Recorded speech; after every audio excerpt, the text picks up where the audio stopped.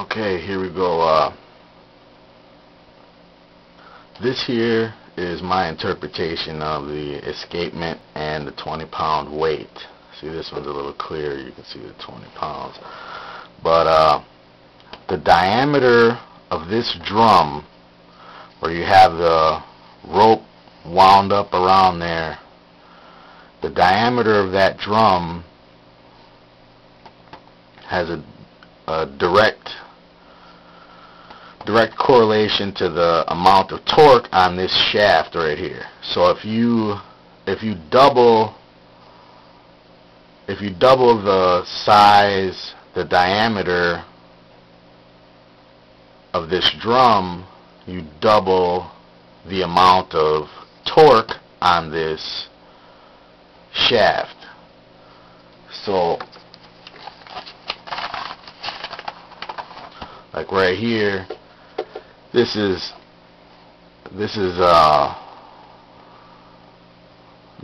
1 inch from here to here, so this would be a 2-inch on the 20 pounds. That's saying if you had a 2-inch drum. I don't know what the diameter of your drum is, but let's say you had a 2-inch drum, you have 20 pounds of force. Well, if you bump it up to a 4-inch drum, you would have 40, 6-inch drum would be 60, and so on. So you could have, if you bump up the size of your drum, you could easily multiply your pulling force. Why would that matter? Because if you do this, which I think is a good idea for you, here, if you mount your weight on a pulley and you have it fixed at the top here, and then you have your rope through the pulley and wrapped around your escapement, if you have a 20-pound weight there, only 10 pounds of weight is going to be pulling on each side. You're going to be splitting up the work between the two sides, so you have 10 pounds on this side and 10 pounds on that side. So by having only 20 pounds here, you reduced your amount of pulling force here. Why would you want to do that? Well, if you do this, for every inch the weight drops down, it's going to pull 2 inches from here because you got the two sides. And what you can also do is, and that gives you a 2-to-1 mechanical advantage. And what you also see is they have those pulley systems where there's like 5 pulleys at the top, 5 pulleys at the bottom, and 5 pulleys at the top, and you get yourself some kind of a mechanical advantage of 10-to-1 or something like that, which is gonna reduce for you if you're lifting something. If you wanted to set this up to lift something, you can lift more weight with less force. And for you, it's going to work the opposite way. You want the force, so what you would have to do is either add more weight here or increase the diameter here. That's why I got the circles there, so you can keep that in mind about changing the diameter there to affect this system.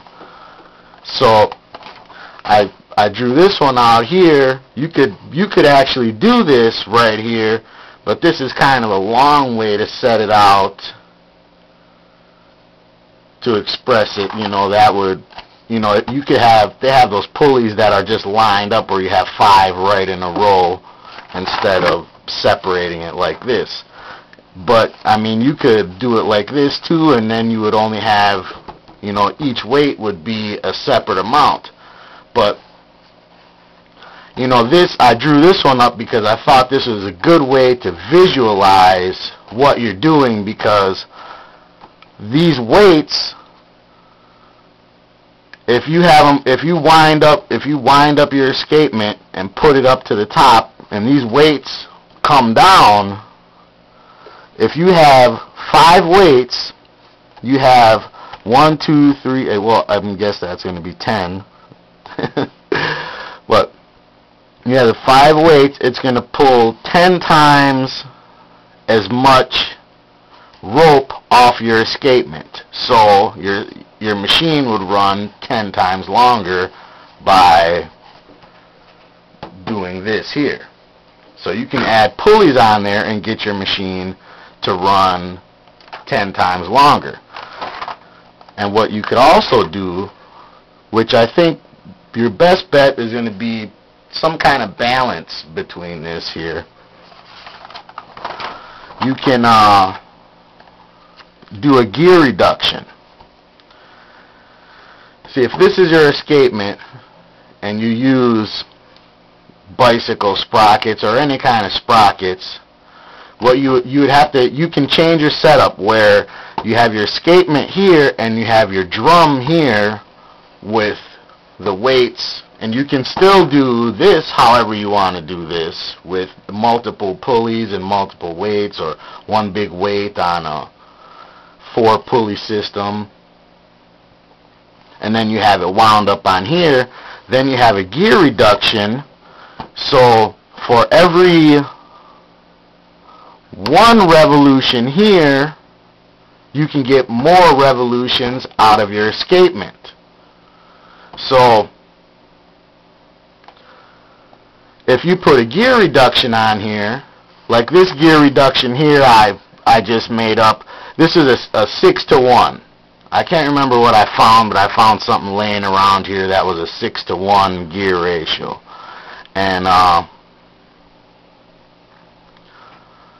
so that would make your escapement, if you did a 6-to-1 gear ratio, oh, I think that's a bicycle, that's what that is. That's about, on a mountain bike or a 10-speed, your maximum gear ratio you can get out of those sprockets, I think, is about 6-to-1. But you take that, you can take a gear reduction here, and for your weight falling down, it's going to make the escapement operate 6. You know, if you have a 6-to-1, it'll operate 6 times, 6 revolution for one revolution here. But this setup is actually, if you had 4, or what is this, 3 or 4 gear reductions. Let's see, you have a gear reduction from here to here, that's 1 gear reduction. From here to here, that's 2 gear reductions.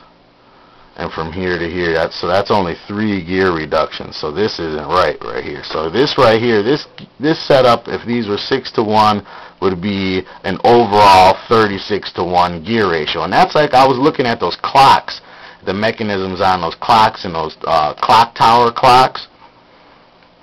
And that's what they had. They had a combination of this. They had the gears, which was like, you know, I have 36-to-1, and I think on those clock towers, we're talking like 250-to-1, which you could easily get by adding them up. You just keep on adding them, and every time you do it, you're multiplying it. So the first one is, you know, 6-to-1, but then you have a 6-to-1, so that's times 6, which would give you 36-to-1.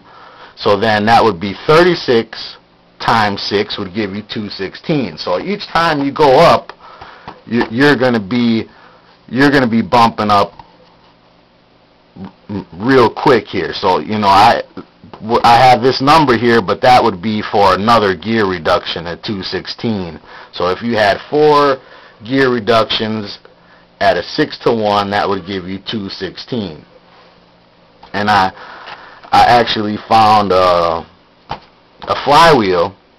I have a old Oldsmobile 350 Rocket flywheel and starter, and the flywheel is 144 teeth, and the starter is, I believe it was 9 teeth, and that came out to a 16-to-1 ratio. So you could have a 16-to-1 ratio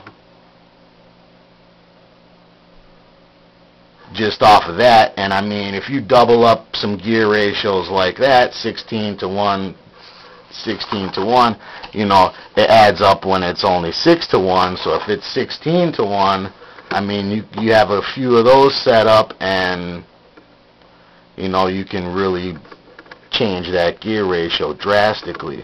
And this is you know, to keep in mind of, you know, changing that drum size to have different torque. And this is a setup. This is the setup right here that I think would be a great way for you to start right here.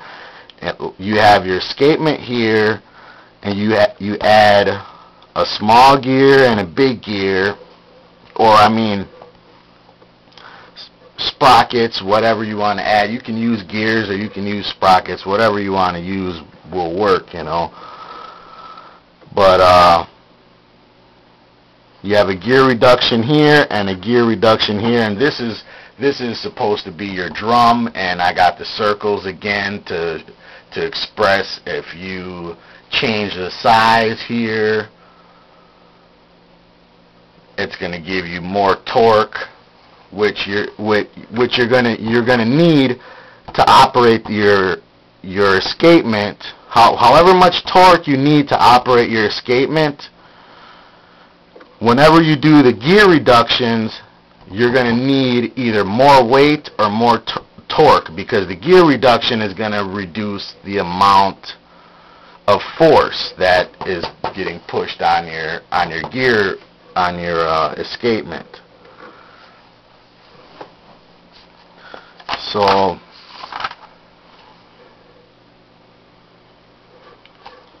you know, I think a combination of these things, some kind of combination, you know, it's all up to you. You know, I just wanted to put some ideas out there for you to, you know, so you can think about it and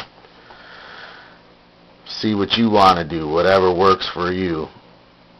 But you know, something like this, and I mean, if you can't get the gear ratio you want from one, you can chain them up as many times as you want. You can stack them up and down and however you want, and then go with your weights, and you could do something like that. Or you can get those pulleys that they're all in a row right next to each other.